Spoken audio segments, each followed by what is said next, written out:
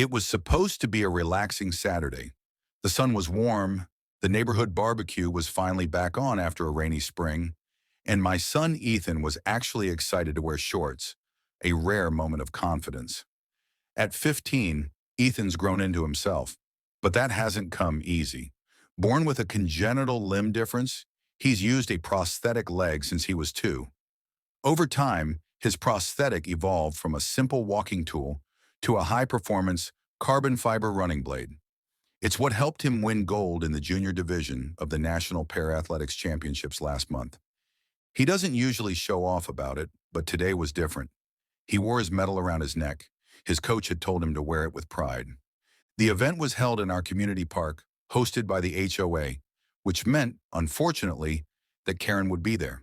Karen was the type of person who noticed every blade of grass out of place and made sure everyone knew who she thought didn't belong.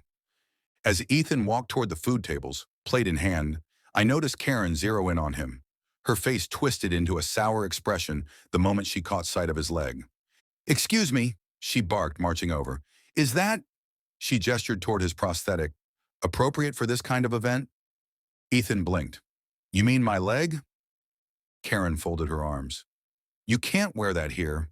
It's disturbing the other kids. One parent already said their toddler got scared. Why not cover it up?" My chest tightened. "He's wearing what he's comfortable in. There's nothing wrong with it." Karen scoffed. "This isn't a track meet.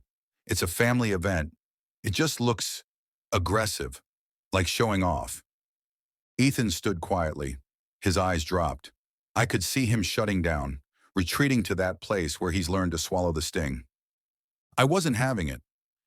"Actually," I said, "you're right. It's not a track meet, but he won this at 1. I pointed to the medal around his neck. That prosthetic leg helped him become a gold medalist for Team USA. Karen rolled her eyes. "There's no need to exaggerate." Ethan reached into his pocket and pulled out his phone.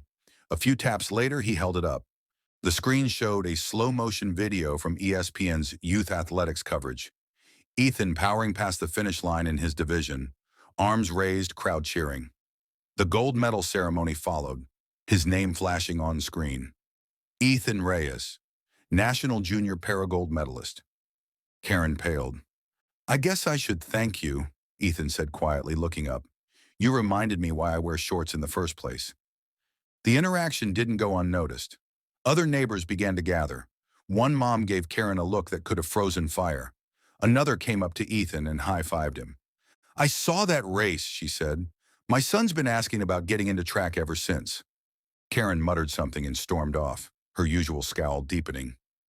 Later that day, HOA Vice President Ms. Patel approached us and apologized for Karen's behavior.